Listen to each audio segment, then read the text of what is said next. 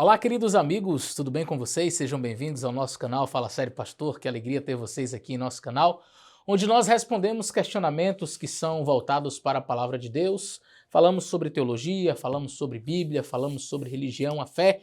E você, inclusive, pode mandar uma pergunta para mim, eu vou responder a sua pergunta. Você mande para o Instagram que está aparecendo aí embaixo, um vídeo com seu celular na horizontal. Aproveita e me segue aí no Instagram. E se não é inscrito no canal também, já me siga para que você possa receber outros vídeos aí, conteúdos que a gente produz aqui.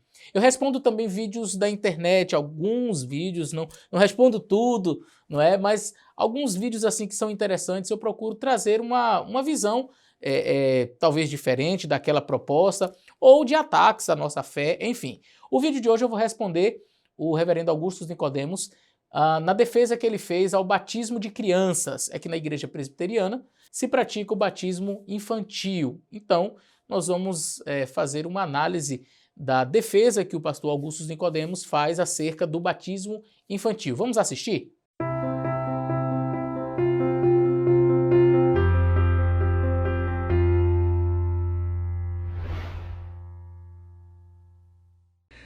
Os presbiterianos, eles são aliancistas, eles creem que Deus tem somente um povo, somente uma aliança. E essa aliança ela foi administrada no Antigo Testamento e no Novo de maneiras diferentes. Mas os símbolos, os sinais dessa aliança são os mesmos, apenas eles foram trocados com a chegada da nova aliança.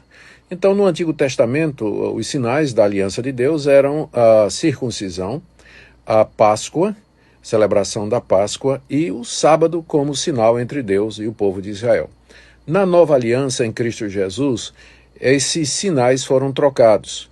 A Páscoa é simbolizada e continuada na celebração da Ceia do Senhor. O sábado encontra o seu cumprimento no primeiro dia da semana, que é o domingo, e a circuncisão é substituída pelo batismo. Se crianças eram circuncidadas, elas podem ser também batizadas. Muito bem, esse é o vídeo do reverendo Augusto Nicodemos, uma pessoa que nós respeitamos, mas eu não posso concordar com o que foi dito nesse vídeo. Bom, o vídeo foi curto, ele naturalmente não esboçou nenhuma argumentação bíblica, simplesmente foi uma resposta ali pontual. Eu entendo naturalmente que em um vídeo mais longo o reverendo apresentaria algumas passagens bíblicas para sustentar talvez estas premissas que ele abordou nesse vídeo resposta. Bom, os textos talvez mais utilizados pelos calvinistas, por aqueles que defendem esta visão de que pode ser feito o batismo infantil, e eu queria analisar alguns aspectos. Talvez o texto mais citado seja de Colossenses, capítulo 2, e os versos 11 e 12, que dizem o seguinte, vou ler a partir do verso 10. E estáis perfeitos nele, que é a cabeça de todo o principado e potestade, no qual também estáis circuncidados com a circuncisão não feita por mão, no despojo do corpo da carne, a circuncisão de Cristo. Sepultados com ele no batismo, nele também ressuscitastes pela fé, no poder de Deus que ressuscitou dos mortos. Então, nesse texto, parece haver um paralelismo entre o batismo e a circuncisão, de forma que chega-se à conclusão, e aí eu diria talvez um pouquinho precipitada, um pouquinho forçosa, de que a circuncisão seria substituída no Novo Testamento pelo batismo, porque não é exatamente isso que o texto está querendo dizer. O que Paulo está querendo falar não é nada diferente daquilo que já foi falado, por exemplo, no Antigo Testamento. Lá em Deuteronômio capítulo 10, por exemplo, Deuteronômio capítulo 10 e o verso 16. Abra sua Bíblia aí em Deuteronômio capítulo 10 e o verso 16. Eu estou aqui com a minha Bíblia aberta. 10 e o verso 16. Deus diz bem assim: circuncidai, pois, o prepúcio do vosso coração, e não mais endureçais a vossa cerviz. Então, o que Colossenses está querendo trazer para nós, o que Paulo está apresentando ali no livro de Colossenses, é de que o que os colossenses precisavam, porque talvez, segundo alguns comentaristas bíblicos, o pessoal de Colossos, os colossenses, estavam recebendo uma pressão de judeus que haviam se convertido, quem sabe, ao cristianismo e que queriam impor aos que estavam chegando à nova fé a circuncisão. Você sabe que Paulo lidou com esse assunto, o livro de Romanos fala sobre isso, Gálatas fala sobre isso, e ali em Colossenses ele a mesma coisa. O que acontecia? Alguns judeus estavam se convertendo ao cristianismo. E aí gentios estavam também se convertendo ao cristianismo. E alguns judeus olhavam e diziam assim, olha, como é que você vai ser cristão se você não é circuncidado? Só que a circuncisão era um pacto para a entrada no judaísmo, não no cristianismo. Então o que Paulo mais ou menos está querendo argumentar é, eles não estão se tornando judeus, os gentios estão se tornando cristãos, não judeus. Portanto, não há uma necessidade de uma circuncisão para eles, porque a circuncisão era um pacto de Deus com Abraão, e este pacto envolvia todos os seus descendentes. Portanto, todo aquele que era judeu, nascido, ou que se convertesse, ou que era um escravo que veio para pertencer à nação de Israel, este deveria ser circuncidado. Então, a circuncisão era uma forma de dizer você pertence à nação de Israel. Só que alguns irmãos que se converteram do judaísmo para o cristianismo achavam que era importante o aspecto da circuncisão também como algo que marcasse o novo cristão. Então, se ele é gentio, não basta somente ser batizado, tem que circuncidar também para mostrar que ele é realmente descendência de Abraão. E Paulo vai argumentar, dizer que não. O fato dele ser batizado era o essencial, era o mais importante, porque realmente ele estava se tornando um cristão e não um judeu. Esta é a questão que está envolvendo o contexto ali de Romanos, de Gálatas, de Colossenses. Então, o que Paulo está dizendo ali em Colossenses não é que o batismo é um substituto da circuncisão. Conquanto haja certos paralelismos entre batismo e circuncisão, um não é o substituto do outro. E a gente vai mostrar isso aqui no vídeo. Então, o que Paulo está demonstrando através do texto de Colossenses é que Deus esperava dos colossenses uma mudança no seu coração, no seu comportamento, na sua vida, e isto era evidenciado pelo batismo. Ou seja, uma mudança será efetuada em sua vida, em seu coração, no seu modo de falar, no seu modo de agir, a partir do batismo. E Paulo vai argumentar, vocês foram sepultados com Cristo e ressuscitaram para uma nova vida. Portanto, espera-se de vocês um novo coração e não a circuncisão da carne. Percebe? Então essa questão da circuncisão do coração também já foi prevista não somente no livro de Deuteronômio, conforme eu li, mas também no livro de Jeremias. Então Deus já havia, o desejo de Deus sempre foi que a verdadeira circuncisão acontecesse aqui dentro. Então Paulo não está dizendo necessariamente no texto de Colossenses que o batismo é o substituto da circuncisão. Segunda coisa que nós precisamos ponderar nessa argumentação. Para você entrar como filho da aliança abraâmica, onde a circuncisão era o que marcava esta entrada, esta passagem para o povo de Israel. Então você nasceu filho de israelita, ao 8º dia você era circuncidado. Quer você fosse alguém que obedecesse aos reclamos divinos posteriormente, quer você fosse alguém obediente às leis de Deus ou não, fosse um revoltado, alguém que abandonou o Deus de Israel, você era circuncidado. Não era opcional. Nasceu filho de israelita, era circuncidado. Então, independentemente das suas escolhas no futuro, daquilo que você pretendia ser, da forma como você pretendia agir no futuro, você era circuncidado. Então, a circuncisão ela não era para pessoas que serviam a Deus em inteireza de coração.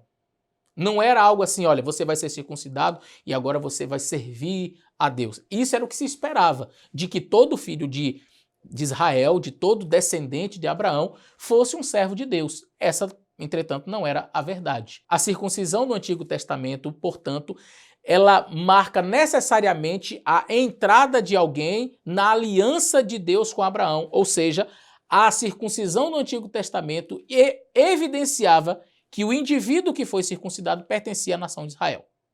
Somente isso. Não envolvia aspectos espirituais. Toda criança do sexo masculino, portanto, no Antigo Testamento, era circuncidado, quer mostrasse algum tipo de devoção para com Deus posteriormente ou não. Ora, a circuncisão não alcançava, por exemplo, o sexo feminino. Se fôssemos olhar apenas sob esse prisma do pertencimento, não é? Olha, foi circuncidado, pertence à nação de Israel, está dentro da aliança abraâmica e, portanto, o batismo é também o que marca que você agora pertence ao cristianismo. Se fôssemos olhar apenas sob este ângulo de pertencimento, ok, poderíamos fazer um paralelismo entre a circuncisão e o batismo. Entretanto, nós percebemos que as dimensões que envolvem o batismo são muito maiores, muito mais abrangentes do que a circuncisão.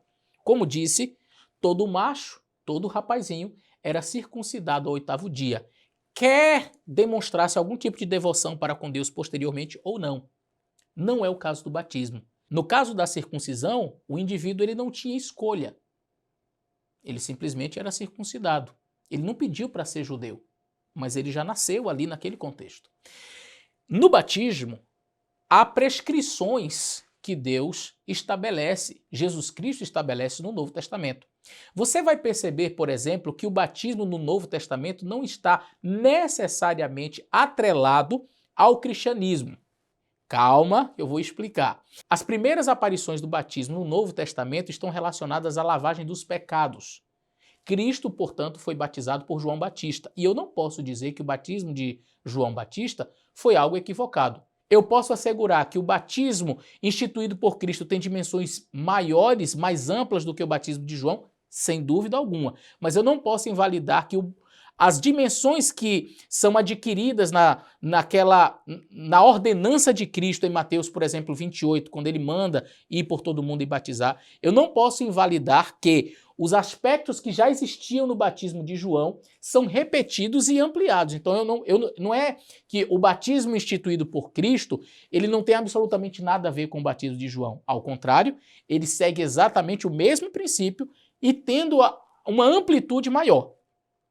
E por que eu estou dizendo isso? Porque se o batismo for visto apenas sob o aspecto do pertencimento, olha, eu sou batizado para me tornar um cristão, no batismo de João você não era batizado para se tornar alguma coisa. João batizou judeus. Inclusive Jesus, que era judeu, foi batizado por João. E outros que estavam ali também foram batizados e não mudaram de religião. Eles continuaram sendo judeus e foram batizados com o batismo para o arrependimento. O batismo de João não era um batismo errado. Porque se fosse o batismo de João um batismo errado, Jesus não teria sido batizado. Dito isso, nós percebemos que o batismo no Novo Testamento já tem uma dimensão extremamente mais ampla do que a questão do pertencimento apenas. A circuncisão para pertencer à nação de Israel. O batismo para pertencer ao cristianismo. Não é apenas isso. O batismo envolve muitas outras coisas. Por exemplo, como eu disse, a questão do arrependimento e a lavagem dos pecados, quando o indivíduo era batizado para a remissão dos seus pecados. Opa! Ninguém que era circuncidado para remissão de pecado algum. E é por isso que todas as vezes em que o batismo é apresentado, sempre ele está atrelado a algumas outras coisas. Por exemplo, o crer. É necessário crer para ser batizado. Quem crer e for batizado será salvo. A Bíblia diz no livro de Atos, e os que creram foram batizados. Então não é um ritual que é seguido de maneira assim, vamos fazer como a criancinha era circuncidada, vamos batizar também. Não, não. Outra coisa, antes do batismo, o indivíduo precisa se arrepender, se converter. Ora, se o batismo envolve remissão de pecados, diferente da circuncisão em que a criancinha não tinha nenhum domínio sobre si mesma, os seus pais iam lá e circuncidavam. Diferente disso, no batismo, todas as vezes que os batismos são mencionados no Novo Testamento, sem exceção, sempre tem o fator de arrependimento e de confissão de pecados, enfim, o batismo ele surge nesse contexto. O apóstolo Paulo, perseguindo os cristãos, tem um encontro com Cristo no caminho para Damasco e depois de alguns dias cego, ele então recebe a visita do profeta Ananias, que impõe sobre ele as mãos, a sua visão é restaurada e ele pergunta o que eu devo fazer? Levanta-te, lava os teus pecados através do batismo. Quando o apóstolo Pedro prega no capítulo 2 do livro de Atos, e ele fala que os varões judeus foram quem crucificaram Jesus, e eles entendem isso, e eles perguntam no capítulo 2, verso 37, o que faremos? E aí diz o apóstolo Pedro, arrependei-vos e cada um de vós seja batizado em nome de Jesus.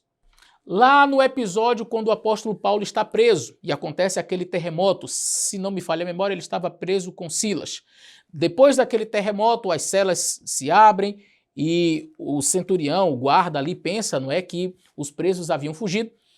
E isso era sentenciado com a morte, porque ele era o responsável pelos presos. Então ele já estava para cometer suicídio quando o apóstolo Paulo diz, não faça mal contra você, estamos todos aqui. E aí ele pergunta, o que devo fazer? E a resposta do apóstolo Paulo, crê no Senhor Jesus, será salvo tu e a tua casa. E aí então ele leva o apóstolo Paulo para sua casa, Paulo explica sobre as verdades de Deus e ele então é batizado. Na ordenança de Cristo, em Mateus capítulo 28, é muitíssimo interessante porque Jesus não diz assim, ide por todo mundo e batizai todas as pessoas. Não foi essa a ordenança. Preste bastante atenção. No capítulo 28 de Mateus, o verso 19 diz assim, portanto, ide, ensinai a todas as nações, batizando-os em nome do Pai, do Filho e do Espírito Santo. Portanto, o batismo, ele tem que ser precedido do ensino. Ou seja, primeiro a pessoa precisa ser ensinada. Para quê? Para que ela então seja batizada.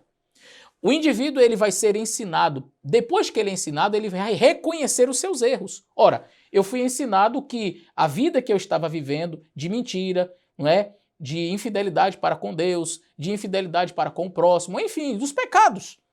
Ele vai ser ensinado. E o indivíduo sendo ensinado, ele vai dizer assim, opa, agora eu entendi a verdade. Qual é o próximo passo? Vendo o que Deus espera dele, ele se arrepende, diz, puxa vida, vivi uma vida longe do Senhor. Ele se arrepende. Por isso, o apóstolo Pedro diz, arrependei-vos e cada um de vós seja batizado. Então precisa ser ensinado. Para que precisa ser ensinado? Para crer. Porque ninguém crê naquilo que não sabe. Então o batismo ele vai acontecer depois que a pessoa é ensinada, ela crê. Quando ela crê, ela se arrepende dos seus pecados e é então batizada. Sem exceções. Então todas as vezes que o batismo ele vai acontecer aqui no Novo Testamento, ele sempre acontece respeitando esta questão do crer, do arrepender-se, do aceitar a Jesus como seu Salvador. Coisa que é impossível a um bebê. Agora, o pastor Augusto Nicodemos também menciona que há substituições ali, por exemplo, do sábado para o domingo. Eu não encontro um verso da Bíblia que fale sobre esta mudança. E eu acho muito interessante que muitos irmãos evangélicos, quando eles vão falar sobre a questão do sábado no Novo Testamento, um dos argumentos que são utilizados é o seguinte, no Novo Testamento nós não encontramos uma ordem explícita e direta de Deus dizendo assim, lembra-te do dia de sábado para o santificar, este mandamento permanece. Tá vendo?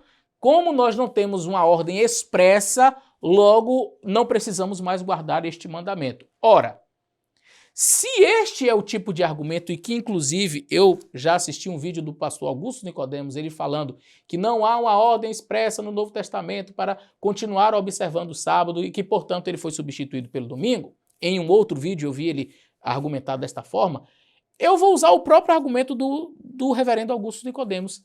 Não há uma ordem expressa para que se batize bebês no Novo Testamento. Não somente não há uma ordem, quanto não há a aparição de um batismo infantil em toda a Bíblia. No Novo Testamento não há uma criança sendo batizada. Não há um bebê sendo batizado. Todos os batismos que são realizados desta forma. Crer, arrepender-se, e aí a pessoa toma a decisão do batismo. Todos. Não há um que diga assim, olha, aproveita e traz o bebezinho e batiza aí. Isso não acontece.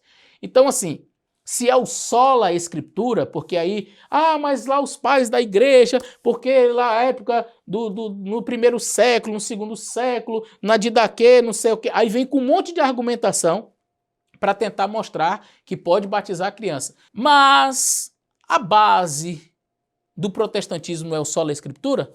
Então, sola escritura não tem batismo infantil. Sola escritura não existe batismo infantil. Então essa ideia de substituição e se lá circuncidava a criança, então vamos batizar a criança, isso é antibíblico. Isso não é sola escritura. Isso é só na minha mente. Mas na Bíblia a gente não encontra. Igualmente, nós não encontramos uma substituição do sábado pelo domingo. O que nós temos? O que vai ser citado, e eu já até respondi isso aqui no meu canal. Vai pegar, por exemplo, Atos capítulo 20 e verso 7, no primeiro dia da semana, juntando-se os discípulos para partir o pão. Paulo havia de partir no dia seguinte, conversava com eles e alargou a prática até a meia-noite. Quer dizer, Paulo estava lá com os irmãos, aí ele senta para comer, para partir o pão. Alguns já entendem assim, ele lê a expressão partir um pão, que para mim, partir o pão é comer. Mas na mentalidade da pessoa, partir o pão já é celebração da ceia. Se tivesse até o pão e o vinho, eu até pensaria assim, opa, são símbolos realmente da Santa Ceia. Mas o partir o pão, gente, é comer. Mas o indivíduo já entende assim, olha, partir o pão significa a Santa Ceia. E era no domingo, significa que este agora é o dia do Senhor. Não significa. Não significa porque celebrar a ceia no domingo não marca esse dia como dia do Senhor. Eu já celebrei ceia do Senhor no domingo à noite. Isso não significa que nós, adventistas, agora adotamos o domingo como dia do Senhor, porque num culto que nós fizemos no domingo à noite, celebrou-se a ceia. Não. O que marca um dia como dia do Senhor é a palavra dele, dizendo que aquele é o dia do Senhor. Agora, existem muitos outros textos no próprio livro de Atos falando da guarda do sábado. Por exemplo, em Atos capítulo 16, Atos capítulo 16, Atos capítulo 15, diz que nas sinagogas Paulo entrou, Atos capítulo 14, e ele conversava com as pessoas ali na sinagoga, e aí diz, mas é porque era sinagoga. Era sinagoga, era coisa de judeu, e o judeu se reúne no sábado. Só que, quando você vai, por exemplo, em Atos capítulo 13, eu falei 14, mas é 13 e 15, mas em outras passagens também, mas em Atos capítulo 13, por exemplo, diz assim, olha, que no verso 42, saídos os judeus da sinagoga, os gentios rogaram que no sábado seguinte lhe fossem ditas as mesmas palavras. Olha, você pode pregar para a gente? Quem? Gentios. Aí no verso 44, e no sábado seguinte ajuntou-se quase toda a cidade para ouvir a palavra de Deus. Me diga qual é a sinagoga que cabe à cidade todinha. Então, Paulo está numa região, muito provavelmente, que tinha gentios, era uma cidade, não era da nação de Israel, mas tinha uma sinagoga, porque haviam judeus que moravam ali, e aí os gentios, quando escutaram, disseram, rapaz, prega pra gente no próximo sábado, e ele foi no sábado e juntou a cidade quase toda para ouvir, portanto não foi na sinagoga. Mas é porque, mas era de judeus, então os judeus influenciaram e aqueles gentios entenderam que era coisa de judeu. Tá bom. Vamos para Atos 16. Atos 16, Paulo chega numa região onde não tinha sinagoga, não tinha judeu, era gentios. E aqui no capítulo 16, verso 13, no dia de sábado, saímos fora das portas para a beira do rio, onde julgávamos haver um lugar para oração. Assentando-nos, falamos às mulheres que ali se ajuntaram. Quer dizer, Paulo está na região da Macedônia, conforme está no verso 12. Ele chega num lugar que provavelmente não tinha sinagoga, porque se tivesse ele iria para lá, mas chega no sábado e ele diz, puxa, hoje é o sábado, momento de oração, momento de buscar a Deus.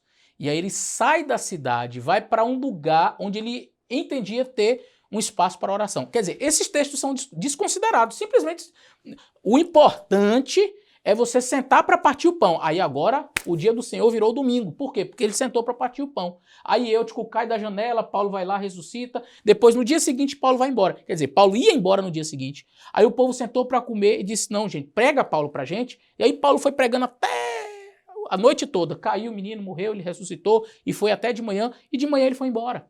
Quer dizer, foi um aproveitar da presença de Paulo. A igreja estava aproveitando Paulo ali. Paulo terminou de comer, Paulo, prega pra gente. Aí a pessoa pega esse texto para dizer assim, tá vendo? Aqui o domingo é o dia do Senhor. Agora, o texto onde Paulo está numa cidade gentílica e ele procura um lugar para fazer um culto no sábado, fora da cidade, isso aí não tem nada a ver que o sábado é o dia do Senhor. Não. O que marca mesmo é porque está fazendo uma santa ceia. São coisas que me intrigam.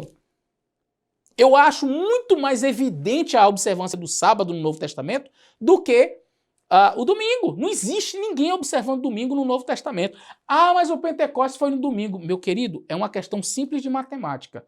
Se você pegar no Antigo Testamento, o Pentecostes era 50 dias, por isso o nome Pentecostes, 50 dias após a Páscoa. Como foi? Se você fizer os cálculos, a Páscoa aconteceu ali na morte de Jesus, naquela sexta-feira e etc. Você pega 50 dias depois, cai lá no domingo.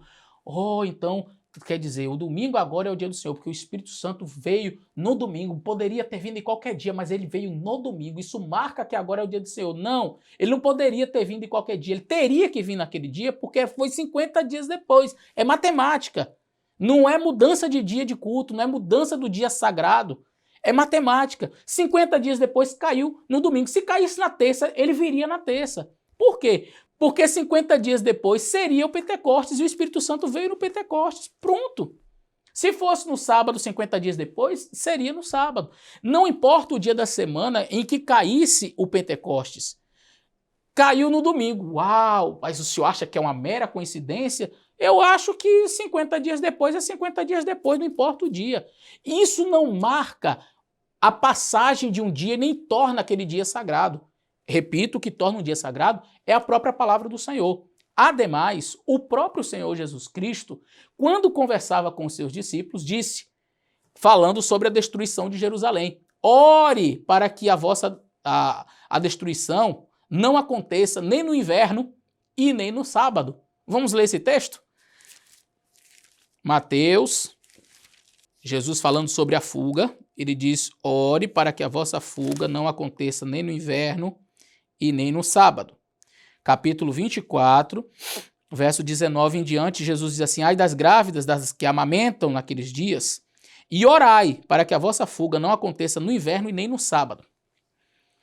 Para quem Jesus estava falando? Vamos ler o contexto, né, para não dizer que Jesus estava falando, era para os judeus e etc. Quando Jesus ia saindo do templo, estou lendo o verso 1 do capítulo 24, aproximaram-se dele seus discípulos. Era uma conversa de Jesus com seus discípulos. No verso 2, os discípulos começam a mostrar a estrutura do templo para Jesus e Jesus diz, olha, não ficará pedra sobre pedra. E os discípulos perguntam, dize-nos quando sucederão estas coisas? Não é? E aí Jesus traz características, Jesus ele dá sinais que tem, conforme a ampla maioria dos teólogos entendem, uma dupla aplicação, uma espécie de profecia clássica, onde teria uma aplicação para a destruição de Jerusalém no ano 70, mas que também dizia respeito à segunda vinda de Cristo. Ora, seja para um evento ou para o outro, o que importa é que lá no verso 19, seja para a destruição de Jerusalém ou para o final da história, é interessante Jesus mencionar o sábado. Ou seja, se foi para o ano 70 ou para os nossos dias, é interessante que Jesus diz, orai para que a vossa fuga não aconteça no inverno e nem no sábado. Por quê? Por duas razões. No inverno, muito dificultoso você fugir, você sair da região, fugir dos romanos que estavam ali cercando Jerusalém e destruíram de fato Jerusalém no ano 70. Se fosse no inverno, seria terrível para eles fugirem. Caindo neve, é uma região muito fria. No inverno, os países de clima temperado, como nós estamos aqui agora, lá fora está cheio de neve. Eu estou aqui dentro, mas estou com um aquecedor. Então no inverno é muito frio, pessoas morreriam nesta fuga. E aí Jesus diz, orai também para que não aconteça no sábado. Por quê? Porque qualquer pessoa fugindo no sábado iria transgredir o dia do Senhor. Sim, você transgrediria o dia do Senhor. Por quê? Isaías capítulo 58 diz, se você desviar o pé de profanar o sábado, de não fazer a tua vontade no meu santo dia, chamares ao sábado deleitoso, santo dia do Senhor, digno de honra e o honrares, não pretendendo seguir os teus caminhos, nem pretendendo fazer a tua própria vontade, nem falando as tuas próprias palavras, então te deleitarás no Senhor. Uma pessoa fugindo não tem condição de honrar conforme Deus pede que seja feito este dia sagrado. Então, você deveria estar na presença de Deus, orando, buscando a face do Senhor, indo à congregação, à igreja, enfim, coisa que seria impossível alguém que está fugindo. Percebe? Aí Jesus diz, olha, ore para que a vossa fuga não aconteça no sábado. Agora pergunto, se o sábado foi substituído pelo domingo, foi abolido, a pergunta que eu faço é, como que lá no ano 70 eu estou esquecendo que esta profecia também poderia ser aplicado aos nossos dias. Vamos dizer que Jesus estava falando somente da destruição de Jerusalém. Vou considerar apenas isso. Como é que 70 anos depois, no ano 70 depois de Cristo, Jesus ele está dizendo que orasse para que não caísse no sábado. Jesus deveria dizer assim, orai para que a vossa fuga não aconteça no domingo? Porque ele fala do sábado como ainda em vigor, como ainda um mandamento que poderia ser transgredido 70 anos, ou seja, no ano 70 depois de Cristo, quando Jerusalém foi destruída. Então veja, o sábado ainda permanece. Quem está dizendo não sou eu, não foi nem o apóstolo Paulo. Então esse negócio de o sábado foi substituído pelo domingo, não passa de mentira. Não é verdade, sob hipótese alguma, porque o próprio Cristo atesta que este dia permaneceria como um dia sagrado, e Jesus não estava falando para todos os judeus, ele estava falando para seus discípulos, que seriam cristãos, seguidores dele, lá no ano 70. Mas em Apocalipse capítulo 1, verso 10, diz que João, estando na ilha de Patmos, ele foi levado em visão no dia do Senhor. Sim, o dia do Senhor. Onde é que diz que era o domingo? Mas essa expressão, dia do Senhor, Kyriake remera no grego, quer dizer domingo. Não, Kyriake remera quer dizer dia do Senhor. Mas você já viu como é isso em latim? Peraí, a Bíblia foi escrita em grego ou em latim? Foi escrita em grego. Sim, e o latim veio de onde? Porque a Igreja Católica traduziu a Bíblia do grego para o latim anos depois, não é? A Vulgata Latina. E aí como foi que traduziu? Kyriake remera dies Domini. Dies, dia, Domini, do Senhor. Essa é uma expressão que daí vem a palavra dominica ou domingo. Tá vendo? Então quando diz dies Domini, dia do Senhor, quer dizer domingo. Não quer dizer. Quer dizer que, posteriormente, as pessoas começaram a guardar o domingo, traduziram a expressão Kyriake remera como dies Domini, dia do Senhor, e colocaram o nome do domingo como Dominica, dia do Senhor, o domingo. Isso não significa que quando João escreveu a expressão Kyriake remera, dia do Senhor, ele tinha em mente domingo. Então é uma forçação de texto, anacronismo, está atribuindo a um texto grego uma expressão latina que vem anos depois, simplesmente para solidificar a ideia de que possivelmente Deus tivesse, ou Jesus Cristo tivesse mudado o sábado para o domingo. Então veja, não há substituição de circuncisão para batismo. Batismo não é o substituto da circuncisão, conquanto existem alguns paralelismos, a gente percebeu nesse vídeo que o batismo ele tem dimensões muito mais amplas, muito maiores, e que o batismo bíblico precisa de que a pessoa creia, precisa que a pessoa se arrependa, seja ensinada. Então é impossível que uma criança cumpra as exigências para um batismo. Portanto, batismo infantil é antibíblico. Agora, se a pessoa quiser, vou seguir a linha do Augusto Nicodemos, né?